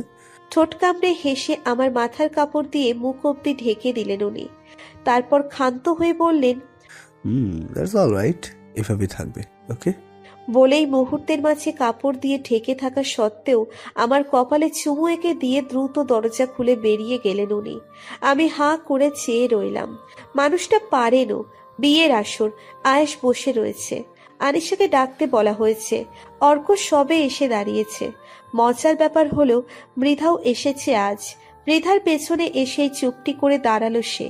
মৃধা এতক্ষণ হাসি মুখে বিয়েটা দেখছিল, তার মনে আর কোনো দুঃখ নেই, পিছুটার নেই আয়েশকে নিয়ে। লোকটা তার উৎস ছিল, ভালো লাগার মানুষ ছিল, ভালোবাসার নয়। সেটা মৃধা অর্কের সংস্পর্শে এসে বুঝেছে। আচমকা মৃধার চোখ কেউ চেপে ধরায় হকচকিয়ে চোখে হাত দেয় সে। অর্ক, আমি চিনেছি, ছাড়ুন। হেসে দিয়ে বলে মৃধা। অর্ক চোখ থেকে হাত সরিয়ে মৃধার সামনে এসে দাঁড়ায় আর গাল ফুলিয়ে বলে, চিনলেন কিভাবে? That's not fair. That's fair mister Arka. আমি মনোবিজ্ঞানী কিনা তাই চিনে গেছি। আচ্ছা, আমি তো শুনেছিলাম মিস মৃধা ল নিয়ে পড়তো। আচমকা এই বিষয়ে কবে পড়তে শুরু করলো? দাঁত কিলিয়ে বলে অর্ক। মৃধা অর্কের হাতে কিল মেরে সেও হেসে দেয়। অর্ক তার কাছে এসে ফিসফিস করে বলে, তা আপনার সিদ্ধান্ত নেওয়া হলো ম্যাডাম? কিসের সিদ্ধান্ত?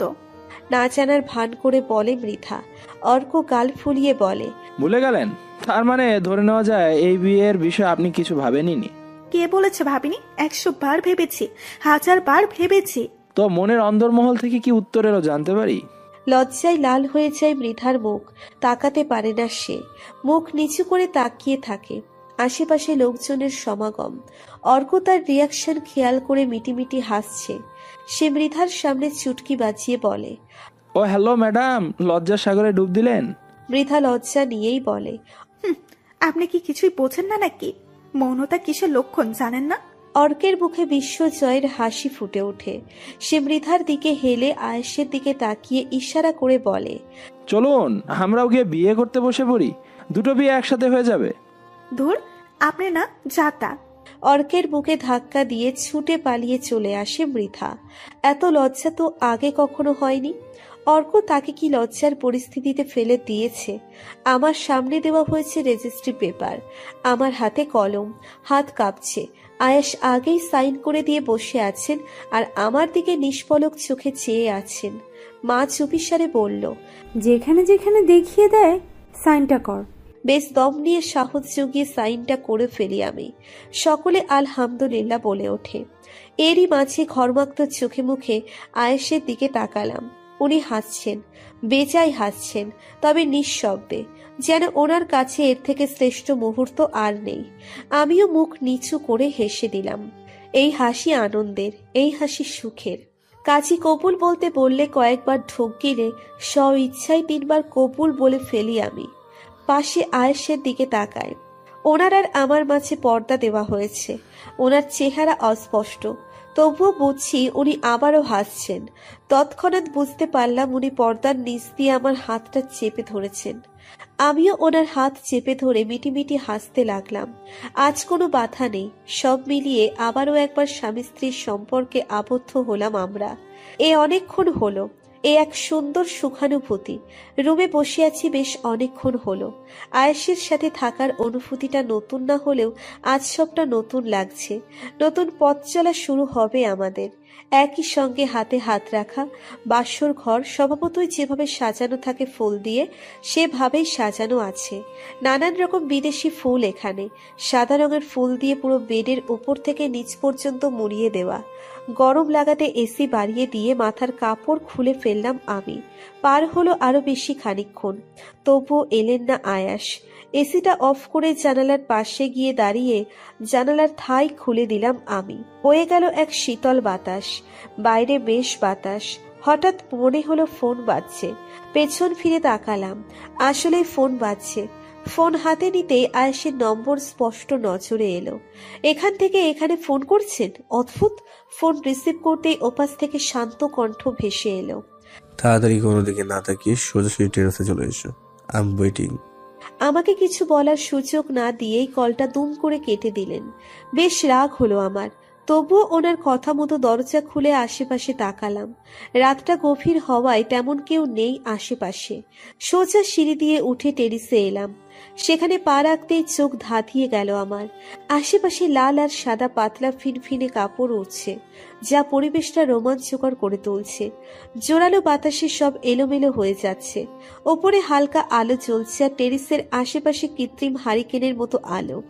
মনোরম এই পরিবেশে ভেসে এলো পিয়ানোর সুর। চিনতে ভুল হলো না সেই সুর। আয়েশ আশেপাশেই আছেন। ডান পাশ থেকে আবছা কাপড়ের ভাঁজে ভাঁজে দেখা যাচ্ছে একটা পিয়ানো। সেদিকেই ধীর পায়ে এগিয়ে গেলাম আমি। ভেসে এলো গানের সুর। आहटे कैसी ये आहटे सुनता हूँ आजकल ऐ दिल बता। 2 লাইন গানটা শুনে থম মেরে তাকালাম সামনে।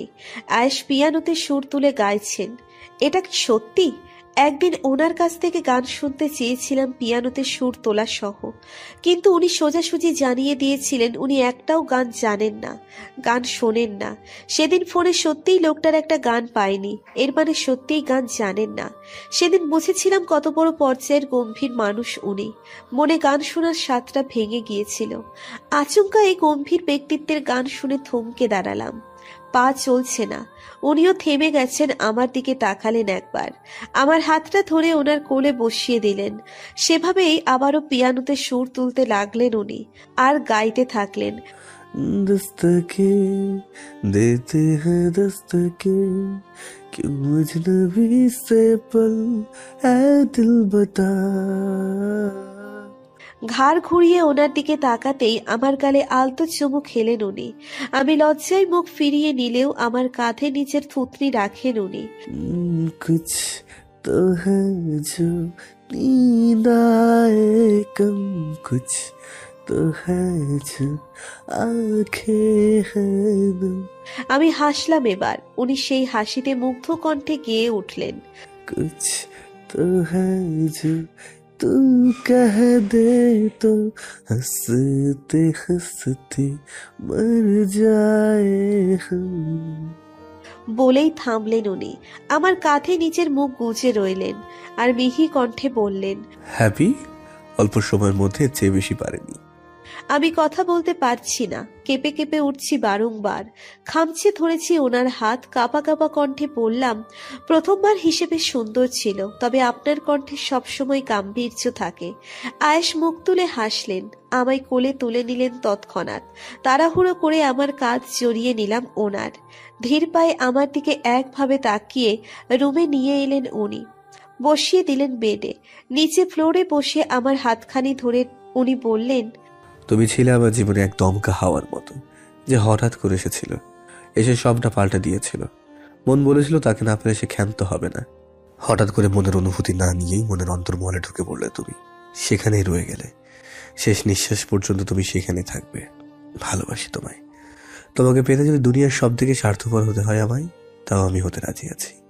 আপনি মানুষটা খুবই অদ্ভুত। কিন্তু অদ্ভুত হলেও আপনি আমার। এই স্বার্থপর বাজে অসভ্য ঠোঁটকাটা মানুষটা শুধুই আমার। এই বাজে লোকটার হাত ধরে এক অজানা গন্তব্যে হারিয়ে যেতে চাই। আয়েশের কথার প্রত্যুত্তরে মৃদু হেসে কথাটা বললাম আমি। ওনার হাসি প্রসারিত হলো। আমার হাতে বেশ কয়েকটা চুমু খেয়ে উঠে দাঁড়ালেন উনি। আমার দিকে ঝুঁকতেই আমিও লজ্জায় মাথা খেয়ে ওনার মাথা ধরে কপালে চুমু খেয়ে বসলাম। তারপরেই মুখ ঘুরিয়ে ফেললাম।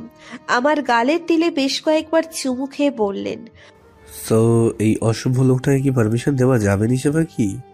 আছে নিশা পাখির সঙ্গে মিলেমিশে একাকার হয়ে যেতে চায়, তার অস্তিত্বে নিজেকে বিলীন করতে চায়, সে কি অনুমতি দেবে? চোখে চোখ রাখার মতো অবস্থায় রইলাম না আমি। মাথা নিচু হয়ে গেল আমার। উনি বুঝতে পেরে আমার কানে কানে বললেন, It's time to do something special. ওনার বুকে মুখ লুকিয়ে ফেললাম। দমকা হাওয়া ছুঁইয়ে দিল আমাদের। আয়াস আবেশে আমায় নিজের সঙ্গে মিশিয়ে নিলেন। রাত বাড়তে লাগলো, সেই সঙ্গে ভালোবাসার স্পর্শ গভীর হতে শুরু করলো। দুজন ভালোবাসার মানুষ কাছাকাছি আসতে লাগলো। যারা দুজন দুই প্রান্তের, তারা এক হতে শুরু করলো। 2.5 বছর পর। 2.5 বছর শব্দটি শুনতে বেশ ভারী হলেও খুব দ্রুতই তা পেরিয়ে যায়। সকলের জীবন পাল্টে যায়, সম্পর্ক পাল্টে যায়, জীবন অন্য একটা মোড়ে এসে দাঁড়ায়। ঠিক তেমনই পাল্টে গেছে অনেকের জীবন ও সম্পর্ক। পিটপিট করে চোখ মেলে তাকালাম আমি। পেটে ব্যথা অনুভব করলাম বেশ। হাতও ব্যথা করছে। চারিদিকটা অস্পষ্ট। কি হয়েছিল মনে পড়ছে না ঠিকঠাক। এতটুকু মনে আছে আমার প্রেগনেন্সির কথা। ঠিক 9 মাসে আয়েশের সঙ্গে চেক আপ করাতে এসে ডক্টর বললেন বেবি উল্টো হয়ে আছে, তাই অপারেশন করে তাকে পৃথিবীতে আনতে হবে। দূরু দূরু মন নিয়ে সাহস জুগিয়ে অপারেশন হলো অবশেষে হয়তো, যদিও কিছু মনে নেই। বেবির কথা মনে পড়তেই চোখ ভালো করে খুলে তাকানোর চেষ্টা করলাম আমি। আয়েশের মিহি কণ্ঠ কানে এলো, দেখেছো মাম্মাম কিভাবে শুয়ে আছে? তুমি থাকা অবস্থায় তোমার এই পাঁজি মাম্মাম কত জ্বালিয়েছে জানো? মাঝরাতে উঠে চিল্লিয়ে বলতে হবে বেবি খিদে পেয়েছে তাই আইসক্রিম চাই। তোমার বাহানা দিয়েও এরকম মাঝরাতে আমাকে দিয়ে খাবার আনিয়ে নিত।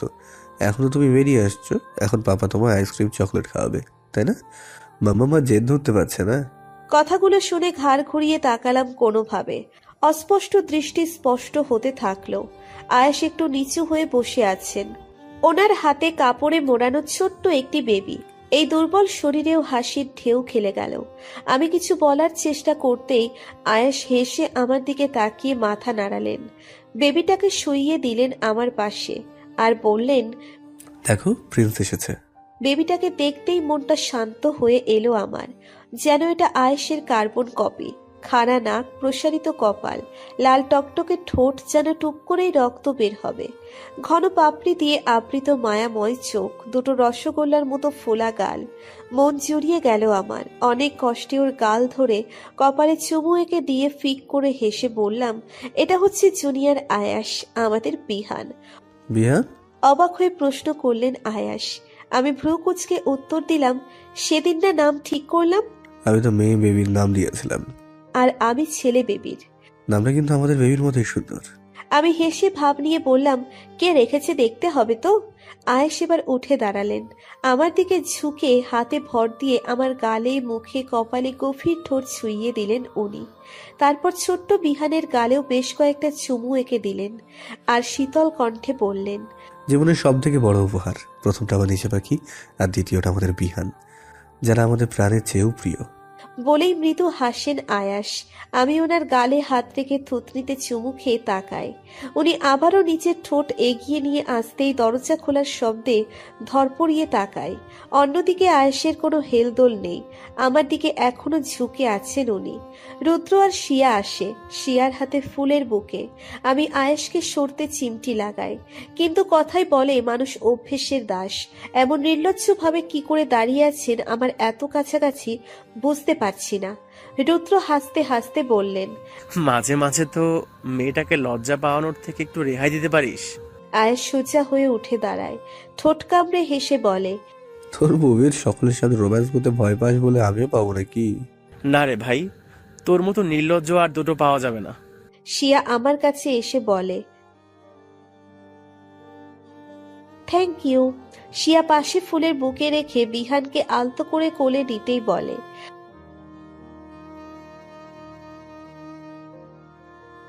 আমি মৃদু হাসি। রুদ্র আবার বললেন, সিয়া, ওরও তো সঙ্গী দরকার। চলো, ওর একটা মেয়ে সঙ্গে আনা যাক, ওর সাথে আমাদের মেয়ের বিয়ে দিব। শিয়া অবাক হয়ে বলে,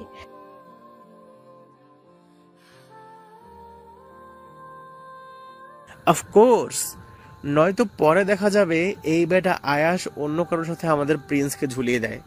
হাসির রোল পড়ে গেল এখানে। আমাদের রেখে কি এত হাসাহাসি? সকলের নজর গেল দরজার দিকে। অর্ক ভাইয়া ফুলের বুকে নিয়ে ঢুকছে, তার হাত ধরে মৃধা ঢুকছে। অর্ক ভাইয়া মৃধাকে বলল, সাবধানে এসো।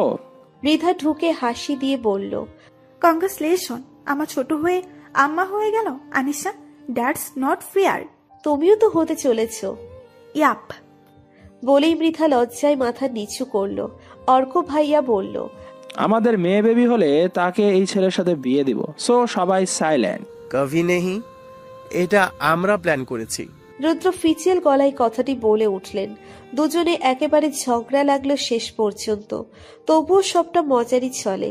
মৃধা ও অর্ক ভাইয়া দুজনে বিবাহিত। তাদের 2 বছর পেরোলো বিবাহিত জীবনের। মৃধা সবসময় অর্ক ভাইয়ার সঙ্গে খুশি থাকে। তার জীবন ভালোবাসায় পাল্টে গিয়েছে। আর অন্যদিকে রুদ্র আর শিয়া, এদের বিবাহিত জীবনের প্রায় 1 বছর পূর্ণ হতে চলেছে। আমাদের বিয়ের দিন শিয়া দেশ ছেড়ে চলে যেতে চাইলে রুদ্র অনুষ্ঠান ছেড়ে আয়েশকে বলে ঢাকায় ব্যাক করে শিয়াকে আটকায়।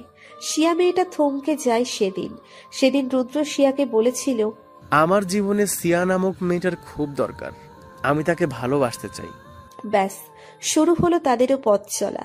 একেবারে সময় নিয়ে দুজন দুজনকে চিনে বিয়েটা করেই ফেলেছে তারা।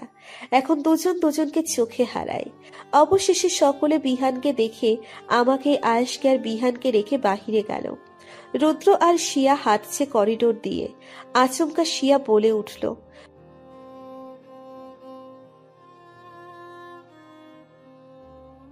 রুদ্র ভ্রু কুঁচকে জিজ্ঞেস করে, কেন?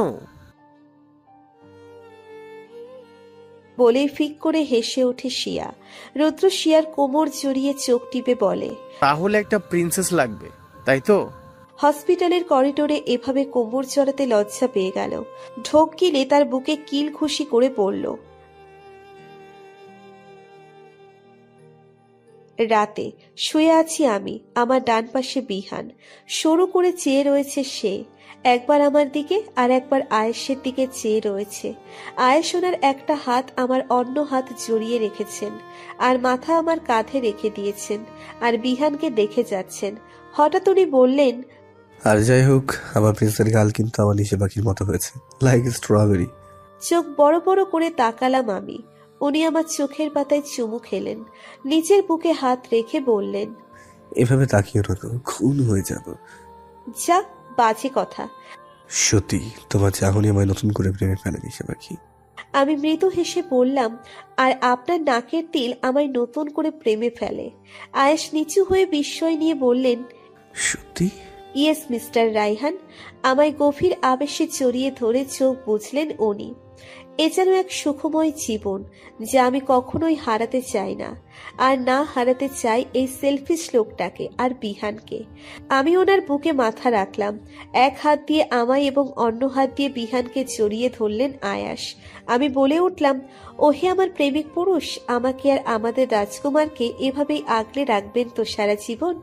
আয়েশ বিহানের কপালে আর আমার কপালে 2 বার গভীর ছুঁয়ে দিয়ে সেই চিরচেনা স্নিগ্ধমাখা সুরে বললেন, ওহে আমার মনের অন্দরমহলের রাজরানী, তোমায় যে স্থান দিয়েছে নিজের বুকে, সেখান থেকে বের করে দেওয়ার আগে ছিন্ন ভিন্ন হয়ে যাক সেই বুক। আমার রাজ্যের রানী হয়ে থাকবে তুমি নিশা পাখি, আজীবন তোমায় সেই মনের অন্দরমহলের রাজ সিংহাসনে শুধু তুমি এবং তুমিই থাকবে। বিশেষ দ্রষ্টব্য। অবশেষে গল্পটা শেষ হলো। গল্প না বলা যায়, ছোটখাটো উপন্যাস, যেখানে হাসি, কান্না, অভিমান, রাগ সবই দেওয়ার চেষ্টা করেছি। খানিকটা রহস্য দেওয়ার চেষ্টা করেছি। কতটা সফল হয়েছি জানা নেই। তবুও যারা আমার ওই দীর্ঘ গল্পের সঙ্গে ছিলেন এবং উৎসাহ দিয়েছেন, তাদের ভালোবাসা অবিরাম। ভুল ত্রুটি ক্ষমার দৃষ্টিতে দেখবেন। গল্পটি সম্পূর্ণ কাল্পনিক, বাস্তবের সঙ্গে মেলাবেন না।